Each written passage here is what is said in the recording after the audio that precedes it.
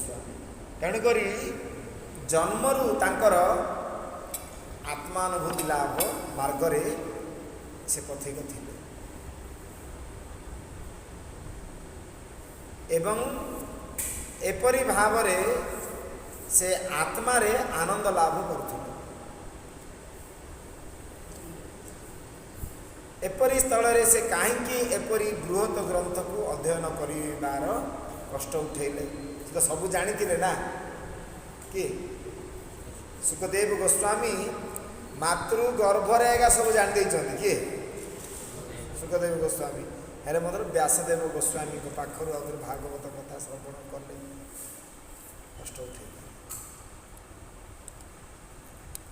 ତେଣୁକରି ସାଧାରଣତଃ ଲୋକଙ୍କ ନିମିତ୍ତ ଜୀବନର ପରିପୂର୍ଣ୍ଣତା ହେଉଛି ଭୌତିକ କର୍ମରୁ ନିବୃତ୍ତି ହେବା।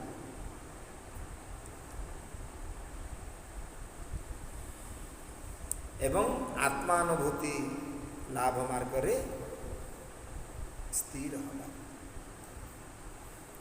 ମାନେ ଆତ୍ମାଜ୍ଞାନର ଅନୁଭୂତି ଲାଭ କରିବା। ଯେଉଁମାନେ ଶରୀର ମଙ୍ଗଳ କାର୍ଯ୍ୟରେ ନିଯୁକ୍ତି ଥାନ୍ତି ସେମାନଙ୍କୁ କର୍ମୀ କୁହାଯାଏ। ସଦା ସର୍ବଦା ଯେଉଁମାନେ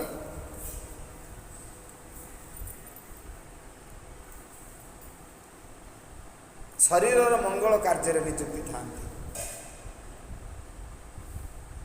ଏ ଦେହ ପତନ হলে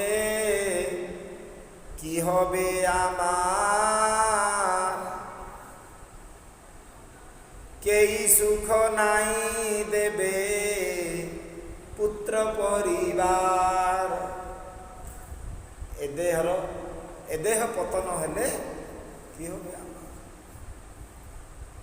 কেই সুখ নাই দেবে পুত্র পরিবার। কেই ମଧ୍ୟ ସୁଖ ଦେଇପାରିବେନି, ମାତ୍ର ଆମେମାନେ ସବୁ ସୁଖ ପଛରେ ଆଜ୍ଞା ସମସ୍ତେ ଦୌଡ଼ୁଛେ ସମସ୍ତେ। ତେଣୁକରି ସବୁ ସମୟରେ ଆମେ ଶରୀରର ମଙ୍ଗଳ, ଶରୀରଟାକୁ ତେଜିଆନ ରଖିବାକୁ ଚାହିଁବା, ଗୁଲଗାଲିଆ ଡଉଲ ଡାଉଲ କରିକିରି, ବୁଝିଲ। ତେଣୁକରି ତା ପାଇଁ ବୋଲିକି ଆମେମାନେ ସମସ୍ତେ କର୍ମ କରୁଛେ। କିଏ କହୁଛି ମୋ ବାପା ପାଇଁ ମୁଁ କରୁଛି, କିଏ କହୁଛି ମୋ ମା ପାଇଁ ମୁଁ କରୁଛି, କିଏ କହୁଛି ମୋ ଘର ପାଇଁ କରୁଛି, କିଏ କ'ଣ ପାଇଁ ସବୁ କହୁଛି, ମାତ୍ର ଶରୀରର ମଙ୍ଗଳ ପାଇଁ ବୋଲିକି ସମସ୍ତେ କର୍ମରେ ଲିପ୍ତ ଅଛନ୍ତି ମନୁଷ୍ୟମାନେ।